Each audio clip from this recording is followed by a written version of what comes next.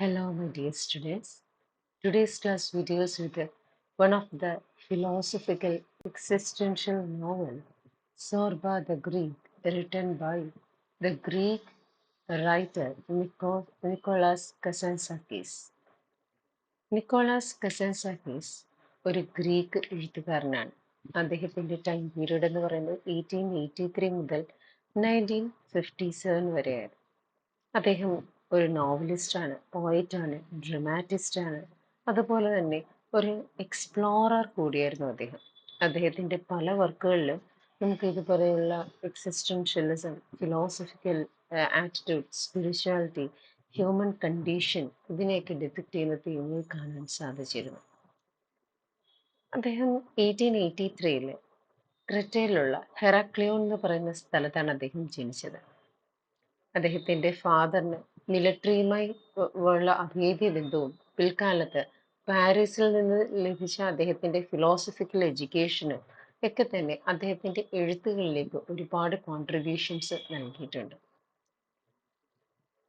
അദ്ദേഹത്തിൻ്റെ വർക്കുകളിലെല്ലാം തന്നെ ഈ ഒരു എക്സിസ്റ്റൻഷ്യലിസം തീമായിട്ട് വരുന്ന വർക്കുകൾ അല്ലെങ്കിൽ ആ ഒരു ബേസ് ചെയ്ത് വരുന്ന വർക്കുകളാണ് നമുക്ക് കാണാൻ സാധിക്കുക. നമ്മൾ പഠിക്കാനുള്ള സോർബ ദ ഗ്രീക്ക് എന്ന് പറയുന്ന 1942 ഗ്രീക്ക് ലാംഗ്വേജിൽ പബ്ലിഷ് ചെയ്ത ഈ വർക്കിലും എക്സിസ്റ്റൻഷ്യലിസം എന്ന് പറയുന്ന തീമാണ് കാണാൻ സാധിക്കും. വളരെ പെട്ടെന്ന് തന്നെ ഈ ഒരു നോവൽ പ്രസിദ്ധി ആർജിക്കുകയും 1946 ഫ്രഞ്ചിലേക്കും ഇംഗ്ലീഷിലേക്കും ട്രാൻസ്ലേറ്റ് ചെയ്യപ്പെടുകയും ചെയ്തു. 1964 ഇത് മൂവിയാക്കപ്പെടുകയും ചെയ്തു. അദ്ദേഹത്തിൻ്റെ പല വർക്കുകളിൽ പ്രധാനപ്പെട്ട ഒന്നാണ് ഒഡിസി ദ മോഡേൺ സീക്വൽ എന്ന് പറയുന്ന വർക്ക്. അതുപോലെ തന്നെ the last temptation of Christ 1951, freedom or death 1936, saint Francis 1953, the Greek passion 1948.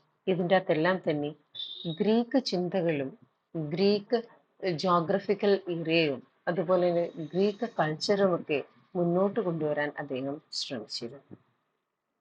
ഇദ്ദേഹത്തിൻ്റെ ഈ വർക്കുകളിലൂടെ എല്ലാം തന്നെ ആ ഒരു ക്രെറ്റ എന്ന് പറയുന്ന ഒരു സ്ഥലം, അതുപോലെ ഗ്രീസിൻ്റെ പല പ്രദേശങ്ങളും, ജനങ്ങൾ ശ്രദ്ധിക്കാതെ കിടന്ന പല പ്രദേശങ്ങളും നമ്മളിലേക്ക് കൊണ്ടെത്തിക്കാനും ഗ്രീക്ക് ജനതയുടെ കൾച്ചറും ഡാൻസും അവരുടെ ഒരു സ്വഭാവ സവിശേഷതയൊക്കെ പുറം ലോകത്തേക്ക് എത്തിക്കാനും സഹായിച്ചത് ഈ പറയുന്ന കസാൻസാക്കീസിന്റെ വർക്കുകളിലൂടെയാണെന്ന് നമുക്ക് പറയാം.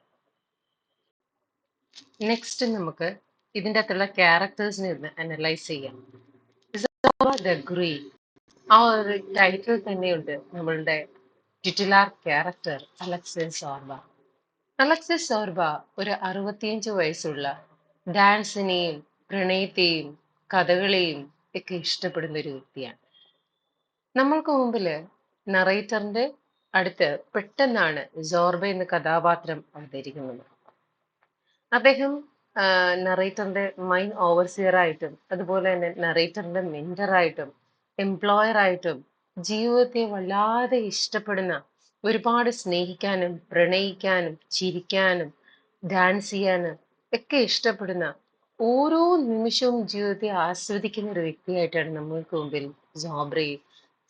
സോർബയെ നമുക്ക് മുമ്പിൽ അവതരിപ്പിച്ചിട്ടുള്ളത്. സോർബ ഇപ്പോഴും പറയുന്ന ഒരു കാര്യമുണ്ട്, life is trouble, death is it. ഒരു ഫിലോസഫിക്കൽ ആയിട്ടുള്ള ഒരു കാര്യമാണ് അല്ലേ? ജീവിതം എന്ന് പറയുന്നത് ബുദ്ധിമുട്ടേറിയാണ്, മരിക്കാൻ അത്ര പ്രയാസമൊന്നുമില്ല. നറേറ്റർ അല്ലെങ്കിൽ ബോസ് സോർബയെ കുറിച്ച് പറയുന്ന ഒരു കാര്യം, he's a living heart, a large voracious mouth, a great brute soul, not it severed from mother earth. നമ്മളെ സംബന്ധിച്ച് പറയുകയാണെങ്കിൽ സോർബ എന്ന് പറയുന്ന വ്യക്തി ജീവിക്കുന്ന സബ് കോൺഷ്യസ് മൈൻഡിലാണ്. നമ്മളെപ്പോഴും അലേർട്ടാണ്, നമ്മൾ കോൺഷ്യസ് മൈൻഡിൽ ജീവിക്കുന്നതാണ്. ബാക്കിയുള്ളവർക്ക് എന്ത് തോന്നും, സൊസൈറ്റി എന്ത് ചിന്തിക്കും, ബാക്കിയുള്ളവർ എന്ത് കരുതും എന്ന് ചിന്തിക്കുന്ന ഒരു വ്യക്തിയാണ് നറേറ്റർ എങ്കിൽ സോർബ അങ്ങനെയല്ല. ഈ മൊമെന്റ് ഞാൻ ഇഷ്ടപ്പെടുന്നു, ഈ ജീവിതം ഞാൻ ഇഷ്ടപ്പെടുന്നു, എൻ്റെ ജീവിതം എൻ്റേതാണ്, എൻ്റേത് മാത്രമാണ്, ഞാൻ എന്ന വ്യക്തിയാണ് ഈ ജീവിതത്തിൽ എല്ലാ കാര്യങ്ങളും തീരുമാനിക്കുന്നത്, എനിക്ക് ഇഷ്ടമുള്ളത് ഞാൻ ചെയ്യും എന്ന് തീരുമാനിക്കുന്ന ഒരു വ്യക്തിയാണ് സോർബ. സോ ഒരു നീഷ്യൻ ഫിലോസഫിക്കൽ എക്സാമ്പിളിന് ഉദാഹരണമാണ് സോർബ എന്ന് പറയുന്ന ക്യാരക്ടർ. ഇതിലേക്ക് വരുമ്പോ സോർബെ ആയിട്ട് കണക്ട് ചെയ്യുന്ന പല കാര്യങ്ങൾ എന്ന് പറയുന്നത്, ഒന്നെന്ന് പറയുന്നത് ഫസ്റ്റ് നറേറ്ററും സോർബയും കൂടെ മീറ്റ് ചെയ്യുമ്പോൾ നറേറ്ററിനോട് സോർബ പറയുന്ന ഒരു കാര്യമുണ്ട്: ഞാൻ ഡാൻസ് ഇഷ്ടപ്പെടുന്നു, പാട്ട് ഇഷ്ടപ്പെടുന്നു, ഞാൻ നന്നായി കുക്ക് ചെയ്യും, ഞാൻ സന്തൂരി വായിക്കും, ഞാൻ നിങ്ങളെ പ്രീതിപ്പെടുത്തും, ഓരോ മൊമെന്റും എന്നോടൊപ്പമുള്ളത് നിങ്ങൾക്ക് അനുഭവപൂർണമായിരിക്കും. ഈ ഒരു വാക്കുകളിലൂടെ ഇത്ര സാധാരണക്കാരനായ ഒരു മനുഷ്യനെ പെട്ടെന്ന് തന്നെ നമ്മുടെ നറേറ്റർക്ക് ഇഷ്ടപ്പെടുകയും അദ്ദേഹം സോർബയെ സ്വീകരിക്കുകയുമായിരുന്നു. നെക്സ്റ്റ് ക്യാരക്ടർ നറേറ്റർ അല്ലെങ്കിൽ ബോസ്. അവിടെയുള്ള ആൾക്കാരും അതുപോലെ തന്നെ സോർബയും നമ്മുടെ നറേറ്ററിനെ വിളിച്ചിരുന്നത് ബോസ് എന്നാണ്. ഈ ബോസ് എന്ന് പറയുന്ന വ്യക്തി നമ്മൾക്ക് മുമ്പിൽ ആദ്യം അവതരിപ്പിക്കുന്നത് വളരെ ബുക്കിഷ് ആയിട്ടുള്ള ഒരു ഇൻട്രോവേർട്ട് ആയിട്ടുള്ള ഒരു വ്യക്തിയാണ്. അദ്ദേഹം ഇപ്പൊ ഈ ക്രെറ്റിലേക്ക് വന്നിരിക്കുന്നത് രണ്ട് കാര്യങ്ങൾക്ക് വേണ്ടിയിട്ടാണ്. ഒന്ന്, ഒരു മൈൻ റെന്റിനെടുത്തിട്ട് അതിൻ്റെ അകത്ത് വീണ്ടും ഖനനം നടത്തുക. രണ്ടെന്ന് പറയുന്നത് അദ്ദേഹത്തിന് ബുദ്ധയെ പറ്റിയിട്ടുള്ള ഒരു മാൻസ്ക്രിപ്റ്റ് തയ്യാറാക്കണം. അത് മറ്റൊരു എൻവയോൺമെന്റിൽ ചെന്നിരുന്നിട്ട് എഴുതുക. ഇതിനു വേണ്ടിയിട്ടാണ് അദ്ദേഹം ഇവിടേക്ക് വരുന്നത്. പക്ഷേ അദ്ദേഹത്തിൻ്റെ ഉള്ളിൽ ഒരുപാട് ഡിസേഴ്സും ഫിയേഴ്സും ഒക്കെ ഉണ്ടായിരുന്നു. അതെല്ലാം അദ്ദേഹം ഇങ്ങനെ റിപ്രസ് ചെയ്ത് വെച്ചിരിക്കുന്നു. അദ്ദേഹത്തിന് ഓരോ ലെവലിൽ നിന്ന് മറ്റൊരു ലെവലിലേക്ക് കൊണ്ടുപോകാനായിട്ട് സോർബയ്ക്ക് സാധിക്കുന്നുണ്ട്. സോർബയുടെ സെൻഷ്വാലിറ്റിയും അദ്ദേഹത്തിന്റെ ഫിയറും ഒരു പാരഡോക്സിക്കൽ ഇഫക്റ്റ് ആണ് നമുക്ക് നൽകുന്നതെങ്കിലും, പക്ഷേ ഈ ഒരു കോൺട്രഡിക്ടറി സെൻസുകൾ തമ്മിലുള്ള ഒരു ഒരു മിംഗ്ലിംഗ് ഉണ്ടല്ലോ, അത് നന്നായിട്ട് ഖജാൻസാക്കി ഇവിടേക്ക് കൊണ്ടുവരുന്നുണ്ട്.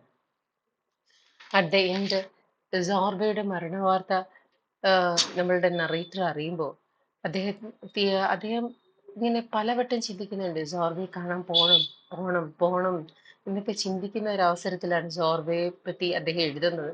ആ ഒരു ലെറ്റർ എഴുതി തീരുമ്പോഴാണ് അദ്ദേഹത്തിന്റെ മരണവാർത്ത എത്തുന്നത്. സോർബയുടെ ജീവനായിരുന്ന സന്തൂരി എന്ന് പറയുന്ന ആ ഒരു ഇൻസ്ട്രുമെന്റ് അദ്ദേഹത്തിന് വേണ്ടി മാറ്റിവെച്ചിരിക്കുന്നു എന്ന് പറയുന്ന വാർത്തയൊക്കെ അറിയുന്നത്.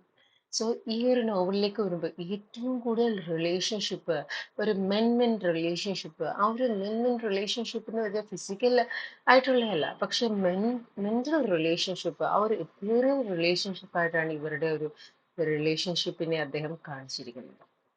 ദെൻ തേർഡ് ക്യാരക്ടറാണ് സ്ട്രാ സ്റ്റാവ്രിഡാക്കി. യാനിസ് സ്റ്റാവ്രിഡാക്കി. അദ്ദേഹം എന്ന് പറയുന്നത് ഈ ഒരു നോവലിൽ ഒരിക്കലും തന്നെ ഒരു ക്യാരക്ടറായിട്ട് പ്രസന്റ് ചെയ്യുന്നില്ല. പക്ഷേ നോവലിന്റെ ബിഗിനിങ്ങിലും എൻഡിലും നമ്മുടെ നറേറ്ററിന്റെ തോട്ട്സിലൂടെ അദ്ദേഹം പോകുന്നുണ്ട്. ഫോർ എക്സാമ്പിൾ, നോവൽ ബിഗിൻ ചെയ്യുമ്പോൾ തന്നെ നറേറ്റർ ഒരു കഫേയിൽ ഇരുന്ന് ആലോചിക്കുന്നത് ഈ സ്റ്റാവ്രിഡാക്കിയെ പറ്റിയിട്ടാണ്. തന്റെ പ്രിയ സുഹൃത്താണ് സ്റ്റാവ്രിഡാക്കി. അദ്ദേഹം ഇപ്പോ ഗ്രീക്കും ടർക്സും തമ്മിലുള്ള യുദ്ധത്തിൽ പങ്കെടുക്കാൻ പോയിരിക്കുകയാണ്. ഗ്രീസിൽ നിന്നുള്ള ആൾക്കാരെ രക്ഷിക്കാനായിട്ടാണ് അദ്ദേഹം പോയിട്ടുള്ളത്. തന്റെ സുഹൃത്തിനെ പറ്റി ഓർക്കുമ്പോൾ അദ്ദേഹം ഇവിടുന്ന് പോകുന്നതിന് മുമ്പ് തന്നെ നറേറ്ററിനെ പറ്റി പറഞ്ഞത്, താങ്കൾ ഒരു ബുക്കിഷ് ആയിട്ടുള്ള ഒരാളാണെന്ന് പറഞ്ഞ് കളിയാക്കിക്കൊണ്ടാണ് പോയത്. അറ്റ് ദി എൻഡ്, നോവലിന്റെ എൻഡിലേക്ക് വരുമ്പോൾ ഇദ്ദേഹം തിരിച്ച് ഈ ക്രെറ്റിൽ നിന്നൊക്കെ പോയി കഴിഞ്ഞു. നോവലിന്റെ എൻഡിലേക്ക് വരുമ്പോൾ സ്റ്റാവ്രിഡാക്കിയുടെ ഒരു ലെറ്റർ കിട്ടുകയാണ്. മീൻസ് സ്റ്റാവ്രിഡാക്കിയെ പറ്റി എഴുതിയിട്ടുള്ള ഒരു ലെറ്റർ കിട്ടുകയാണ്. അദ്ദേഹത്തിന്റെ സുഹൃത്തായ ഈ വ്യക്തി മരണപ്പെട്ടു എന്നും ആ യുദ്ധത്തിൽ പങ്കെടുത്തുകൊണ്ടിരിക്കെ മരണപ്പെട്ടു എന്നുള്ള വാർത്ത കിട്ടുകയാണ്. അതിനുശേഷമാണ് നമ്മുടെ സോർബയുടെ മരണ വാർത്തയൊക്കെ ഇദ്ദേഹം അറിയുന്നത്. സോ ഈ വ്യക്തി, സ്റ്റാവ്രിഡാക്കി എന്ന വ്യക്തി ഈ നോവലിൽ ഒരിക്കലും പ്രസന്റ് ചെയ്യുന്നില്ല. അദ്ദേഹം നറേറ്ററിന്റെ തോട്ട്സിലൂടെ മാത്രമാണ് നമ്മൾക്കുള്ളിൽ ജീവിക്കുന്നത്. നെക്സ്റ്റ് ക്യാരക്ടറാണ് ദ വിഡോ സോർമിലിന. വിഡോ സോർമിലിന ഈ പറയുന്ന വില്ലേജിലെ വളരെ വളരെ ബ്യൂട്ടിഫുൾ ആയിട്ടുള്ള വളരെ അല്ലൂറിങ് ആയിട്ടുള്ള ഒരു ക്യാപ്റ്റിവേറ്റിംഗ് ലേഡി ആയിരുന്നു നമ്മുടെ സോർമിലിന. ഈ ഒരു സ്ത്രീ അവിടെയുള്ള ആൾക്കാർക്കൊക്കെ തന്നെ, എസ്പെഷ്യലി അവിടെയുള്ള ഉം, പുരുഷന്മാർക്ക്, അവരുടെ ഹൃദയത്തിൽ അവരിങ്ങനെ കുടിയിരുത്തിയിരിക്കുന്ന ഒരു വ്യക്തിയായിരുന്നു. ആ പറയുന്ന വില്ലേജ് ഓണറിന്റെ മകനാണ്, അവിടുത്തെ വില്ലേജ് ഓണറിന്റെ മകനാണ് പാവ്ലി. പാവ്ലിക്ക് നമ്മുടെ സോർമിലീനയായ വിഡയോട് ഭയങ്കര ഒരു ഇൻഫാക്ച്വേഷൻ തോന്നിയാണ്. പക്ഷെ തിരിച്ച് അവൾക്ക് ആ പയ്യനോട് അങ്ങനെ ഒരു ഇഷ്ടം തോന്നുന്നില്ല. പക്ഷെ അവർക്ക്, നറേറ്റർക്കും നമ്മുടെ സർവെലീനയ്ക്കും ഇടയിൽ ഒരു റിലേഷൻഷിപ്പ് ഉണ്ടാവുകയാണ്. ഇവർ തമ്മിൽ ഒരു ദിവസം രാത്രി പങ്കിടുന്നുണ്ട്. അതിനുശേഷമാണ് എന്തൊക്കെയോ തടസ്സങ്ങൾ കാരണം എഴുതാൻ പറ്റാതിരുന്ന അദ്ദേഹത്തിന്റെ ആ ഒരു മാൻസ്ക്രിപ്റ്റ്, ബുദ്ധ എന്ന് പറയുന്ന മാൻസ്ക്രിപ്റ്റ് അദ്ദേഹത്തിന് കംപ്ലീറ്റ് ചെയ്യാൻ പറ്റുന്നു.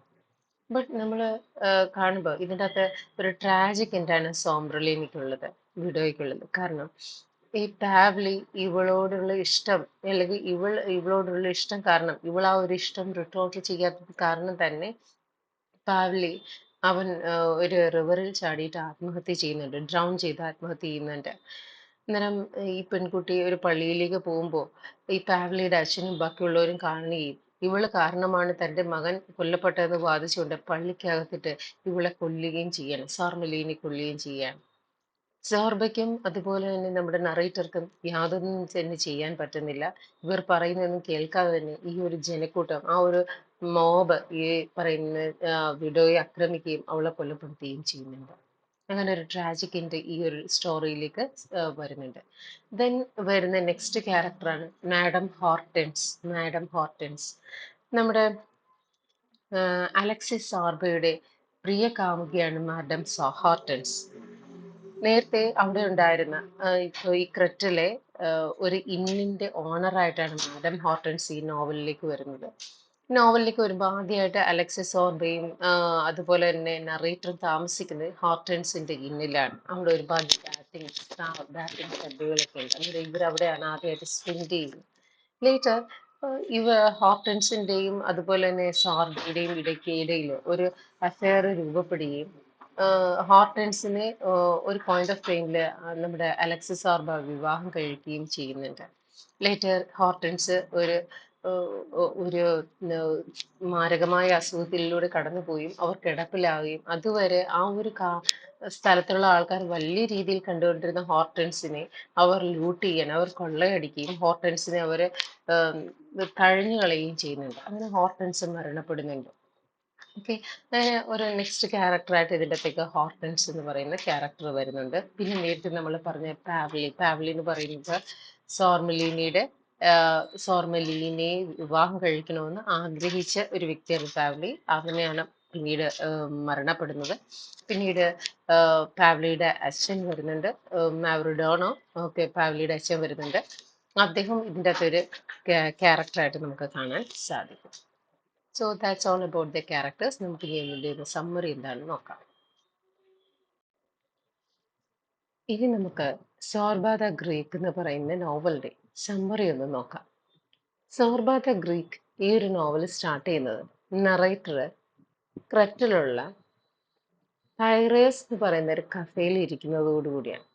അദ്ദേഹം ചിന്തിക്കുന്നത് ഒരു ലിഗ്നൈറ്റ് മാൻ മൈന് വാടകയ്ക്ക് എടുത്തുകൊണ്ട് അദ്ദേഹത്തിന്റെ ബിസിനസ് സ്റ്റാർട്ട് ചെയ്യാൻ വേണ്ടിയിട്ടാണ്. അദ്ദേഹത്തിന്റെ ജീവിതം എന്ന് പറയുന്നത് എഴുത്തും വായനയുമായിട്ടുള്ള ഒരു ബുക്കിഷ് ലൈഫാണ്.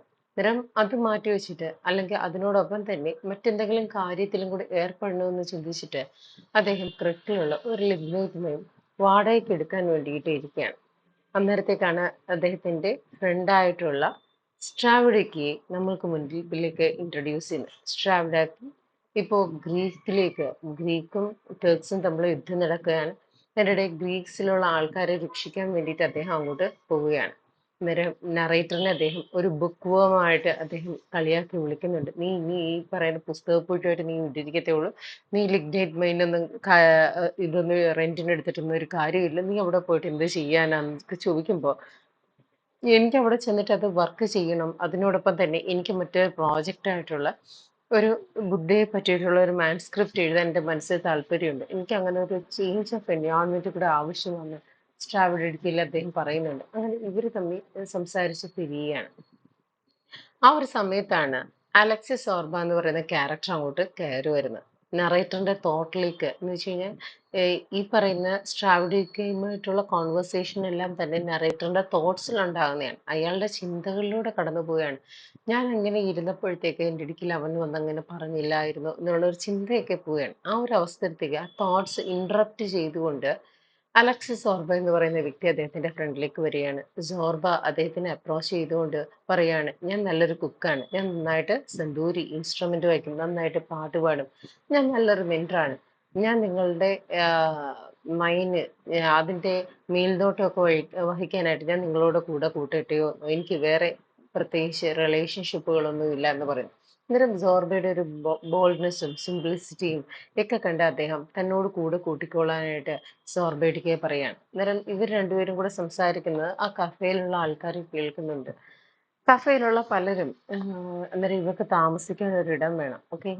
ആർക്കാണ് വേണ്ടത്? നമ്മുടെ നറേറ്റർക്ക് ഒരു താമസിക്കാൻ സ്ഥലം വേണം. പല ആൾക്കാരും നിങ്ങളുടെ കഫേയിൽ വന്ന് താമസിക്കൂ, അല്ലെങ്കിൽ നിങ്ങൾ ഇരിക്കുന്ന കഫേയിൽ തന്നെ നിങ്ങൾ റൂം എടുക്കും എന്നൊക്കെ പറയുമ്പോഴത്തേക്ക് അലക്സിസ് ഫോർബ സമ്മതിക്കുന്നില്ല. ഇവിടെ ഒന്നും നമുക്ക് നിൽക്കണ്ട, മറ്റൊരു സ്ഥലത്തേക്ക് നമുക്ക് പോവാം, അവിടെ നമുക്ക് നല്ല റൂമൊക്കെ കിട്ടുമെന്ന് പറയും. അങ്ങനെ ഇദ്ദേഹം കൊണ്ടുപോകുന്നത് ക്രെറ്റിൽ തന്നെയുള്ള മറ്റൊരു ഇൻകീപ്പറായ മാഡം ഹോർട്ടൻസിന്റെ അടുക്കെയാണ്. മാഡം ഹോർട്ടൻസ് അന്നേരം ഒരു ഫ്രഞ്ച് വുമനാണ് മാഡം ഹോർട്ടൻസ്. നേരത്തെ ഒരു ക്യാബറെ നർത്തകിയൊക്കെ കൂടിയായിരുന്നു. ഇറ്റാലിയൻ, റഷ്യൻ, ഇംഗ്ലീഷ്, ഫ്രഞ്ച് അഡ്മിറൽസും ഒക്കെ ആയിട്ട് ഇവർക്ക് നല്ല ബന്ധമുണ്ടായിരുന്നു. ഗ്രീക്ക് ഐലൻഡ് വിസിറ്റ് ചെയ്യാൻ വരുന്ന ഇവരൊക്കെ തന്നെ മാർഡം ഹോർട്ടൻസിന്റെ ഇന്നില് റൂം എടുത്ത് താമസിക്കും. ഹോർട്ടൻസുമായിട്ട് കുറച്ച് നല്ല രീതിയിലുള്ള റിലേഷൻഷിപ്പ് ഒക്കെ കീപ്പ് ചെയ്തിരുന്നു. അങ്ങനെയാണ് ഇവർക്ക് ഒരു ഫ്രഞ്ച് ചായവൊക്കെ വന്നതെന്ന് ആൾക്കാർ പറയാറുണ്ട്. ഓക്കെ. അങ്ങനെ ഇപ്പൊ കറന്റ്ലി മാഡം ഹോർട്ടൻസും നമ്മളുടെ സോർബയും അലക്സിസ് സോർബയും തമ്മിൽ ഒരു അഫെയറിലാണ്. അദ്ദേഹത്തിന്റെ ഒരു മിസ്ട്രസ് എന്ന് വേണമെങ്കിൽ പറയാം ഹോർട്ടൻസിന്. പക്ഷെ ഹോർട്ടൻസിന് എന്തോ ഒരു ഇഷ്ടം സോർബയോട് തോന്നി തുടങ്ങിയിട്ടുണ്ട്. അത് മിസ്ട്രസിനേക്കാൾ ഉപരിയായിട്ട് എന്തോ ഒരു ഇഷ്ടം തോന്നി തുടങ്ങിയിട്ടുണ്ട്. അങ്ങനെ അന്നത്തെ ദിവസം രാത്രി ഹോർട്ടൻസിന്റെ ഇന്നില് സോർബയും അതുപോലെ തന്നെ നറേറ്ററും കഴിയാണ്. പിറ്റേ ദിവസം രാവിലെയായി നറേറ്ററും സോർബയും കൂടെ കടലിന് കുറച്ചടുത്തായിട്ടുള്ള ഒരു സ്ഥലത്ത് ഇവർ രണ്ടുപേരും കൂടെ ചേർന്നിട്ട് ഒരു ചെറിയൊരു ഹട്ട് കെട്ടുകയാണ്. അങ്ങനെ ഹട്ടിന്റെ പണിയൊക്കെ പൂർത്തിയായി. എല്ലാ ഞായറാഴ്ചകളും നറേറ്ററും സോർബയും ഹോർട്ടൻസിന്റെ ഇന്ന് വിസിറ്റ് ചെയ്യാനായിട്ട് പോകും. അവിടെ ചെന്ന് കഴിയുമ്പോഴത്തേക്ക് അവിടെയുള്ള സാധാരണക്കാരുമായി സംസാരിക്കുമ്പോഴാണ് തൻ്റെ ഈ ഒരു ഇന്റലക്ച്വലൈസേഷനും ആബ്സ്ട്രാക്ട് തിങ്കിങ്ങും ഒന്നും തന്നെ ഇവർക്ക് യാതൊരു പ്രശ്നവുമല്ല, അല്ലെങ്കിൽ അവർക്ക് അതൊന്നും ബാധിക്കുന്നതേ ഇല്ല. തൻ്റെ ഇന്റലക്ച്വൽ എബിലിറ്റി കൊണ്ട് ഇവിടെ യാതൊരു ഗുണവുമില്ല എന്നുള്ള കാര്യം നമ്മുടെ നറേറ്റർ തിരിച്ചറിയാണ്. ശരിക്കും ഇവിടുത്തെ ആൾക്കാരെന്ന് പറഞ്ഞാൽ സോർബയെ പോലെയാണ്. അവർ ജീവിതം ആസ്വദിക്കാൻ, ജീവിതത്തിന്റെ ഓരോ മൊമെന്റും ആസ്വദിക്കാൻ അവർ വളരെ ഒതന്റിക് ആയിട്ടുള്ള പീപ്പിളാണ്. അവർ എന്ന് പറയുന്നത് വളരെ ജീവിതം അനുഭവവേദ്യമാക്കുന്ന ആൾക്കാരാണ്. തന്നെ പോലെ ജീവിതം എന്താവുമെന്ന് പേടിച്ചിരിക്കുന്ന ആൾക്കാരല്ല ഈ ഗ്രീക്കിലുള്ള ആൾക്കാരെന്ന് അദ്ദേഹം തിരിച്ചറിയുകയാണ്. സോർബയോ എന്ന് പറയുന്ന മനുഷ്യനെ ഓരോ നിമിഷവും നമ്മുടെ നറേറ്റർ ഇഷ്ടപ്പെട്ടുകൊണ്ടേ ഇരിക്കുകയാണ്. അങ്ങനെ ഇരിക്കെ നറേറ്റർ സോർബയോട് പറയാണ്, നമുക്ക് നമ്മളുടെ ലിഗ്നൈമൈൻ്റെ പരിപാടി സ്റ്റാർട്ട് ചെയ്യണം. ഇനി സമയം വെച്ചുകൊണ്ടിരുന്നാൽ സമയം വെച്ചുകൊണ്ടിരിക്കാൻ പറ്റില്ല, നമുക്ക് എത്രയും പെട്ടെന്ന് സ്റ്റാർട്ട് ചെയ്യണമെന്ന് പറയുന്നു. അങ്ങനെ ഇവർ അതിനുള്ള കാര്യങ്ങളെല്ലാം ഒരുക്കിയാണ്. മൈൻ്റെ പരിപാടിയൊക്കെ നടക്കുന്നതിനോടൊപ്പം തന്നെ സോർബ ഒരു ഐഡിയ പറയാണ്. നമുക്കൊരു കേബിൾ, ഒരു ഓവർ ഹെഡ് കേബിള് മൗണ്ടന്റെ മുകളിൽ കൂടെ ഒരു ഓവർ ഹെഡ് കേബിളൊക്കെ കൊടുത്തു കഴിഞ്ഞാൽ അവിടുന്ന് തടിയൊക്കെ കൊണ്ടുവരാനും സാധനങ്ങളൊക്കെ കൊണ്ടുപോകാനും കുറച്ചുകൂടെ എളുപ്പമായിരിക്കും. അതിന് വേണ്ടിയിട്ട് അവിടെ ഒരു മൊണാസ്ട്രി ഉണ്ട്. ആ മൊണാസ്ട്രി പോയിട്ട് നമുക്ക് എന്ത് ചെയ്യണം? അനുമതി വാങ്ങിക്കണമെന്ന് പറയും. അങ്ങനെ ബാക്കിയുള്ള വില്ലേജ് പീപ്പിളിന്റെ അനുമതി വാങ്ങിക്കണം, മൊണാസ്ട്രിന്ന് അനുമതി വാങ്ങിക്കണം. ഇവരിങ്ങനെ സംസാരിച്ചുകൊണ്ടിരിക്കുന്നതിന്റെ ഇടയിൽ അവിടേക്ക് ഒരു സുന്ദരിയായ സ്ത്രീ വരികയാണ്. ആ പെൺകുട്ടിയുടെ പേര് ജോമർലീന എന്നാണ്. ഓക്കെ. വിഡോ ആണ്. റീസെന്റ് ആയിട്ട് വിഡോ ആയതാണ്. അവർ വളരെ അട്രാക്റ്റീവ് ആണ്, ബ്യൂട്ടിഫുൾ ആണ്. ആ നാട്ടിലുള്ള ആൾക്കാർക്കെല്ലാം തന്നെ ഇവരെ കാണുമ്പോൾ വളരെ ഒരു പ്രത്യേക ഫീലിംഗ് ആണ് തോന്നുന്നത്. ആ നാട്ടിൽ തന്നെ ലാൻഡ് ഓണർ ആയിട്ടുള്ള എന്താ വ്യക്തിയുടെ മകനായ പവ്ലിക്ക് നമ്മളുടെ ഈ വിഡോയെ സോമർലീനെ ഭയങ്കര ഇഷ്ടമാണ്. പക്ഷെ തിരിച്ച് ആ ഒരു ഇഷ്ടം അവർക്ക് ആ ഒരു പയ്യനോട് ഇല്ല. എന്തുകൊണ്ടോ നറേറ്ററിനോട് ഒരു ഇഷ്ടം നമ്മുടെ സോമർലീനയ്ക്ക് തോന്നി തുടങ്ങിയ പാവ്ലിക്ക് തന്റെ ഇഷ്ടം തിരികെ അവള് റെസ്പോണ്ട് ചെയ്യാത്തത് കൊണ്ട് തന്നെ മനമെടുത്ത പാവ്ലി ഒരു നദിയിൽ ചാടി ആത്മഹത്യ ചെയ്യുന്നുണ്ട്. ഇതിനെ തുടർന്ന് പാവ്ലിയുമായി ബന്ധപ്പെടുത്തി, പാവ്ലിയുടെ മരണവുമായി ബന്ധപ്പെടുത്തി എല്ലാവരും സോമർലീനെ കുറ്റപ്പെടുത്തുന്നുണ്ട്. അന്നത്തെ ദിവസം രാത്രി എന്തുകൊണ്ടോ ഈ പറയുന്ന സംഭവങ്ങളൊക്കെ അരങ്ങേറുന്നതിനിടയ്ക്ക് നമ്മുടെ നറേറ്റർ ഓടി പാവ്ലിയുടെ വീട്ടിലേക്ക്, സോറി പാവ്ലിയുടെ അല്ല സോമർലീനയുടെ വീട്ടിലേക്ക് ചെല്ലുകയാണ്. കാരണം അന്നത്തെ ദിവസം രാവിലെ ഇവരിരുന്ന് പലപ്പോഴും സംസാരിക്കുന്നതിൻ്റെ ഇടയ്ക്ക് ഇവരുടെ കണ്ണുകളിലുണ്ടായ ഒരു സ്പാർക്ക്, ആ ഒരു ഇഷ്ടം ഇവർക്കിടയിൽ പ്രകടമായിരുന്നു. ആ രാത്രി സോമർലീനെ ആ വിഡോയുടെ വീട്ടിലേക്ക് നമ്മളുടെ നറേറ്റർ ഓടിപ്പോവുകയാണ്. അവർക്കിടയിൽ ഒരു റിലേഷൻഷിപ്പ് ഡെവലപ്പ് ചെയ്യാണ്. അവർക്കിടയിൽ ഒരു ആം, അതുവരെ മനസ്സിലടക്കി പിടിച്ചു വെച്ചിരുന്ന പല കാര്യങ്ങളും അവർക്കിടയിൽ സംഭവിക്കുകയാണ്. അന്നത്തെ രാത്രിക്ക് ശേഷം രാവിലെയോടുകൂടി നമ്മളുടെ നറേറ്റർ അദ്ദേഹം എഴുതി തീർക്കാൻ വെച്ചിരുന്ന ബുദ്ധയെ പറ്റിയിട്ടുള്ള മാത്സ് സ്ക്രിപ്റ്റ് അദ്ദേഹം കംപ്ലീറ്റ് ചെയ്യാൻ അദ്ദേഹത്തിന് വളരെയധികം ഫോക്കസ്ഡ് ആയിട്ട് എഴുതാൻ സാധിക്കുന്നുണ്ട്. പക്ഷേ പിറ്റേ ദിവസം രാവിലെയായി ഇവർ വീട്ടിൽ നിന്ന് ഇറങ്ങിക്കഴിയുമ്പോഴാണ് പല ആൾക്കാർ പെറുപെറുക്കുന്ന കേൾക്കുന്നത് പാവ്ലി മരണപ്പെട്ടു. പാവ്ലിയുടെ മരണത്തിന് കാരണം ആ വിഡോ ആണ്. ഇത് കേൾക്കുന്ന ആൾക്കാരെ സോർബയും അതുപോലെ തന്നെ നറേറ്ററും വളരെയധികം ശകാരിക്കുന്നുണ്ട്. നിങ്ങൾ എന്തിനാണ് അങ്ങനെ പറയുന്നത്? അവൻ അങ്ങനെ കാണിച്ചു കഴിഞ്ഞാൽ ആ വിഡോ ലേഡിയുമായിട്ട് എന്താണ് ബന്ധം എന്നൊക്കെ ചോദിക്കുന്നത്. ബട്ട് ഈ പെൺകുട്ടിക്ക് താൻ കാരണമാണോ ഇവൻ മരണപ്പെട്ടെന്നുള്ള ചിന്തയാൽ ഇവള് പ്രാർത്ഥിക്കാനായിട്ട് പള്ളിയിലേക്ക് പോകുന്നുണ്ട്. പള്ളിയിലേക്ക് കയറി പോകുന്ന അവളെ മറ്റു പലരും കാണുകയും അതിനോടൊപ്പം തന്നെ പാവ്ലിയുടെ അച്ഛനും കാണുകയും ഇവരെല്ലാം കൂടെ ഒരുമിച്ച് പള്ളിയിലേക്ക് ചെന്ന് അവളെ അവിടെ ഇട്ട് കൊല്ലുകയും ചെയ്യുന്നുണ്ട്. സോർബയും അതിനോടൊപ്പം തന്നെ നറേറ്ററും അത് തടുക്കാൻ ശ്രമിക്കുന്നുണ്ടെങ്കിലും അവരെ കൊണ്ട് അതിന് സാധിക്കുന്നില്ല. ദ ഹോൾ വില്ലേജ് അവൾക്ക് എതിരായിരുന്നു. അവളെ അവിടെ വെച്ച് കൊല്ലുകയാണ്. ഇത് നമ്മുടെ നറേറ്ററിന്റെ മനസ്സിൽ ഒരു വലിയ മുറിപ്പാടുണ്ടാക്കിയാണ്. ഇതിന്റെ ഇടയിൽ നറേറ്ററിന്റെ മൈൻഡ് പണി നടന്നുകൊണ്ടിരിക്കുകയാണ്.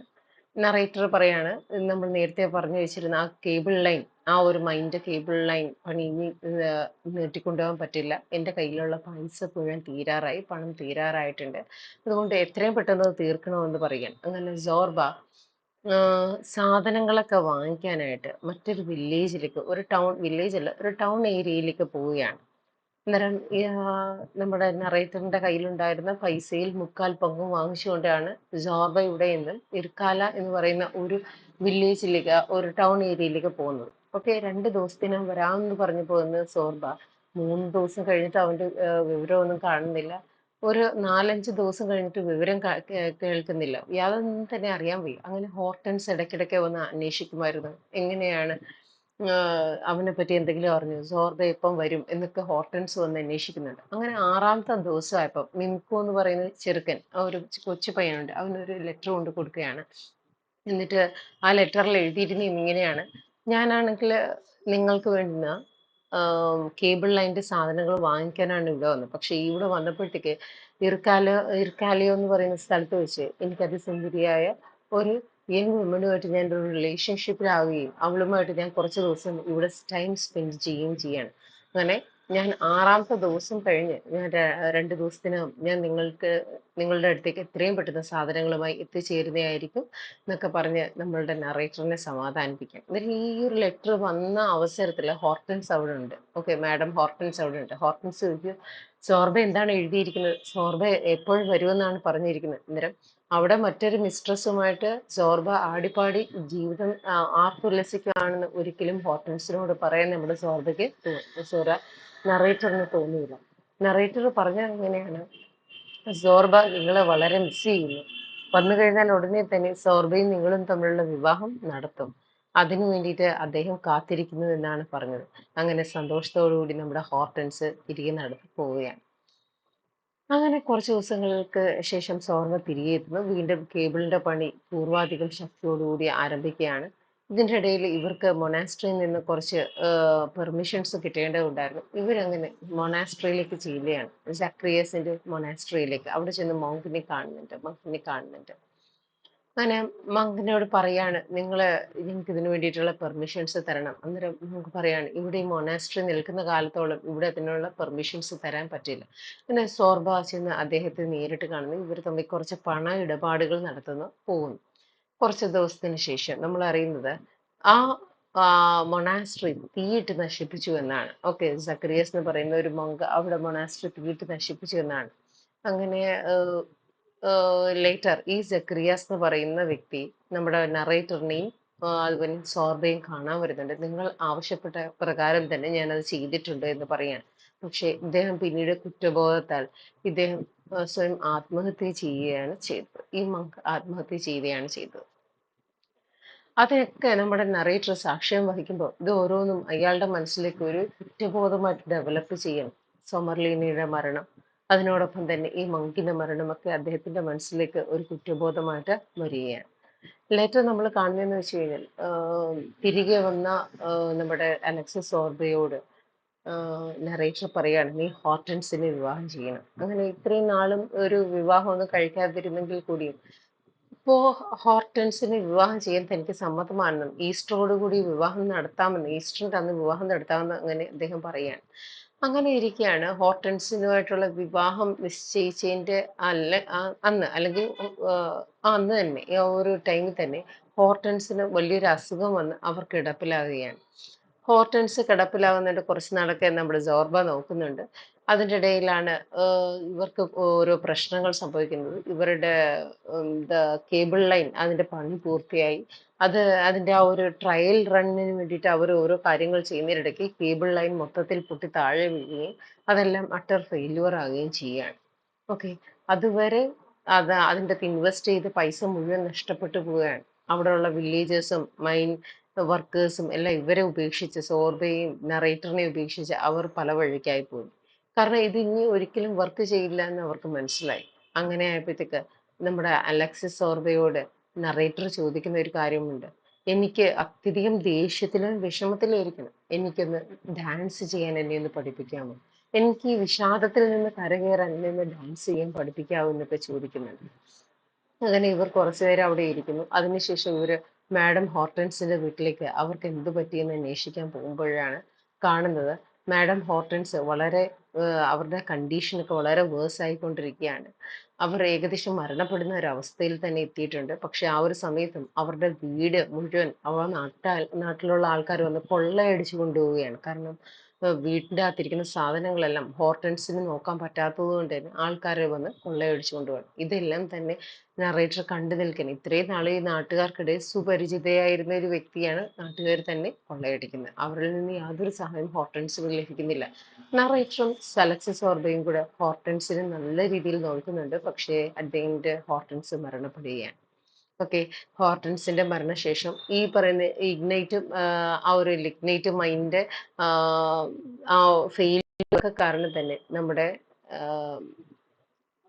നറേറ്റർക്ക് അവിടെ നിൽക്കാൻ പിന്നെ തോന്നുന്നില്ല. അത് മാത്രമല്ല പലപ്പോഴായിട്ട് അവർക്കൊരു അദ്ദേഹത്തിന്റെ ഫ്രണ്ടായ സ്ട്രാവഡിക്കയിലെ ഒരു ഇൻഡ്യൂഷൻ തോന്നി തുടങ്ങിയാണ്. സ്ട്രാവഡിക്ക് തന്നോട് എന്തൊക്കെയോ കമ്മ്യൂണിക്കേറ്റ് ചെയ്യാൻ ശ്രമിക്കുന്നു എന്നുള്ള ഒരു ഇൻഡ്യൂഷൻ അദ്ദേഹത്തിന് തോന്നി തുടങ്ങുകയാണ്. പക്ഷെ ഒരിക്കലും സ്ട്രാവഡിക്കയുടെ കീഴിൽ അദ്ദേഹം തിരിച്ചങ്ങോട്ട് റെസ്പോണ്ട് ചെയ്യുന്നില്ല. അങ്ങനെ തിരിച്ച് അദ്ദേഹത്തിന്റെ സ്ഥലത്തേക്ക് തിരിച്ചെത്തുകയാണ്. അദ്ദേഹം ക്രസ്റ്റിൽ നിന്ന് പുറപ്പെട്ടു അദ്ദേഹത്തിന്റെ സ്ഥലത്തേക്ക് തിരിച്ചെത്തി. സോർബയുടെ യാത്രയൊക്കെ പറഞ്ഞ് തിരിച്ചെത്തി. അപ്പോഴാണ് അദ്ദേഹം അറിയുന്നത് തന്റെ സുഹൃത്തായ സ്ട്രാവഡിക്ക് മരണപ്പെട്ടു. അങ്ങനെ കുറച്ച് നാളുകൾ കഴിഞ്ഞു. ഏകദേശം 5 വർഷങ്ങൾ കഴിഞ്ഞു. ഇടയ്ക്കിടയ്ക്ക് അദ്ദേഹം സോർബയ്ക്ക് ലെറ്ററുകൾ എഴുതാറുണ്ടായിരുന്നു. ഇപ്പോഴാണ് അറിഞ്ഞത് സോർബ ഇപ്പൊ സൈബീരിയയിലാണ്. അദ്ദേഹം ഹോർട്ടൻസിന്റെ മരണത്തിന് ശേഷം സൈബീരിയയിൽ വിസിറ്റ് ചെയ്തപ്പോൾ അവിടെ വെച്ച് ഒരു സുന്ദരിയായ പെൺകുട്ടിയെ കണ്ടുമുട്ടുകയും അവരെ വിവാഹം കഴിക്കുകയും ചെയ്തു. ഓക്കെ. അങ്ങനെ സോർബ നമ്മുടെ നറേറ്ററിന് എഴുതിയ ഒരു ലെറ്ററിൽ പറയുന്നുണ്ട് സൈബീരിയയിൽ അതിസുന്ദരമായ കല്ലുകളൊക്കെ ഉള്ള സ്ഥലമാണ്. കണ്ടു കഴിഞ്ഞാൽ നമുക്ക് അതിൽ നിന്ന് നോക്കി കണ്ണെടുക്കാനേ തോന്നത്തില്ല. മനോഹരമായ പ്രദേശമാണ് സൈബീരിയ. നറേറ്റർ നിങ്ങൾ അങ്ങോട്ട് വരണം, അല്ലെങ്കിൽ ബോസ് നിങ്ങൾ അങ്ങോട്ട് വരണം എന്ന് പറഞ്ഞു. പക്ഷെ ഒരിക്കൽ പോലും ബോസ് അങ്ങോട്ട് പോയില്ല. സ്ട്രാവഡിക്കയുടെ അവസാന ചിന്തകൾ തന്നെ എങ്ങനെയാണോ അലട്ടിയത് അതുപോലെ ഇടയ്ക്കിടയ്ക്ക് സോർബയുടെ ചിന്തകളും നറേറ്ററിനെ അലട്ടാനായിട്ട് തുടങ്ങി. ഒരു ദിവസം എന്തുകൊണ്ടോ എന്തോ ഒരു ഉൾക്കാഴ്ച കൊണ്ടെന്ന പോലെ നറേറ്റർ തനിക്ക് സോർബയോടുള്ള ഓരോ നിമിഷത്തെയും എക്സ്പീരിയൻസ് അദ്ദേഹം ഒരു ലെറ്ററിലാണെന്ന് എന്നവണ്ണം എഴുതി കുറിച്ചു വെച്ചു.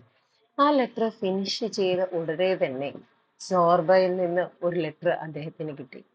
അത് എഴുതിയത് ഒരിക്കലും സോർബയായിരുന്നില്ല, അദ്ദേഹത്തിന്റെ വൈഫായിരുന്നു. അതിനകത്ത് പറഞ്ഞിരുന്നത് ഇങ്ങനെയാണ്: മരണത്തിന് തൊട്ടു മുൻപ് വരെയും സോർബ താങ്കളെ അന്വേഷിച്ചു, താങ്കളെ പറ്റി പറഞ്ഞുകൊണ്ടേയിരുന്നു. ഓരോ നിമിഷവും താങ്കളെ കാണണമെന്ന് അദ്ദേഹം ആഗ്രഹിച്ചു. ഇന്ന് അദ്ദേഹം ഈ ലോകത്തോട് വിട പറഞ്ഞിരിക്കുന്നു. അദ്ദേഹത്തിന്റെ പ്രിയപ്പെട്ട ഇൻസ്ട്രുമെന്റായ സന്തൂരി താങ്കൾക്ക് തരണമെന്നുള്ളതായിരുന്നു അദ്ദേഹത്തിന്റെ അവസാനത്തെ ആഗ്രഹം.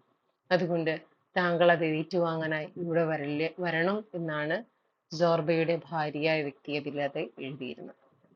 സോ ഇത് വായിക്കുമ്പോൾ ഈർനണിഞ്ഞ കണ്ണുകളോടുകൂടി സോർബയുടെ സന്തൂരി വാങ്ങാനായി പുറപ്പെടുന്ന ആ ഒരു കഥാകാരനെ കാണിച്ചുകൊണ്ടാണ് ഈ ഒരു നോവല് എൻഡ് ചെയ്യുന്നത്. അന്നേരം നിക്കോളാസ് കസാൻസാക്കീസിന്റെ ഈ ഒരു സ്റ്റൈൽ ഓഫ് റൈറ്റിംഗ് എന്ന് പറയുന്നത് അദ്ദേഹത്തിന്റെ തന്നെ ഒരു പേഴ്സണൽ റിഫ്ലക്ഷൻ, അതുപോലെ തന്നെ ഫിലോസഫിക്കൽ എലമെന്റും മിത്തിക്കൽ എലമെന്റും ഒക്കെ കൂടി ഇടകഴി തീർന്നിട്ടുള്ളതാണ്. അതുപോലെ തന്നെ ഈ ഒരു നോവൽ എഴുതിയിരിക്കുന്നത് ഫസ്റ്റ് പേഴ്സൺ നറേറ്റീവ് ആയിട്ടാണ്. ഇതിൻ്റെ അകത്തെ കേന്ദ്ര കഥാപാത്രമായ ബോസ് ആണ് ഇതിൻ്റെ അകത്തെ പ്രൊട്ടാഗണിസ്റ്റ്. ആ ഒരു ബോസ് തന്നെയാണ് ഇതിൻ്റെ അകത്തെ നമുക്ക് കഥ പറഞ്ഞു തരുന്നത് എന്നുള്ള രീതിയിലാണ് ഇത് കൊണ്ടുപോകുന്നത്. ഒരു വ്യക്തിയുടെ പേഴ്സണൽ ഇൻസൈറ്റ്സ്, അതുപോലെ തന്നെ ആ വ്യക്തിയുടെ ഒബ്സർവേഷൻസ്, ഇതിലൂടെയൊക്കെയാണ് ഈ കഥ മുന്നോട്ട് പോകുന്നത്. ചിലപ്പോഴൊക്കെ കസാൻസാക്കീസ് ഇതിൻ്റെ അകത്തേക്ക് മിത്തും ഫെയറി ടെയിലും ലെജൻഡ് ഓഫ് ദ ഗ്രീക്ക് നെറേറ്റീവും, അതുപോലെ തന്നെ ആ ഒരു ഗ്രീസിന്റെ റിച്ച് ടേപ്പസ്ട്രിയും ഒക്കെ തന്നെ ഇതിൻ്റെ അകത്തേക്ക് കൊണ്ടുവരാൻ ശ്രമിച്ചിട്ടുണ്ട്. അദ്ദേഹത്തിന്റെ ഡയലോഗുകൾ എടുത്താലും ഫിലോസഫിക്കൽ ഡിസ്കോഴ്സുകൾ എടുത്താലും ഇതിൻ്റെ അകത്തേക്ക് ആ ഒരു ഡയലോഗുകളിലൂടെയും ഫിലോസഫിക്കൽ ഡിസ്കോഴ്സിലൂടെയും ഒരുപാട് കാര്യങ്ങൾ ഈ റീഡറുമായിട്ട് കണക്ട് ചെയ്യാൻ അദ്ദേഹം ശ്രമിച്ചിട്ടുണ്ട്. അതുപോലെ തന്നെ ഈ കഥയെന്ന് പറയുന്ന ഓരോ ഘട്ടങ്ങളും വളരെ സ്ലോ ആയിട്ടാണ് അൺഫോൾഡ് ചെയ്തു വരുന്നത്. അദ്ദേഹത്തിന്റെ നമുക്ക് ഓരോ കാര്യങ്ങളും വളരെ സെൻസ് ചെയ്യുന്ന തരത്തിൽ, അങ്ങനെ സെൻസറി എക്സ്പീരിയൻസിനെയൊക്കെ ഉദ്ദീപിപ്പിക്കുന്ന തരത്തിൽ ഉള്ള പ്രോസ് റൈറ്റിംഗ് സ്റ്റൈലാണ് അദ്ദേഹം സ്വീകരിച്ചിട്ടുള്ളത്.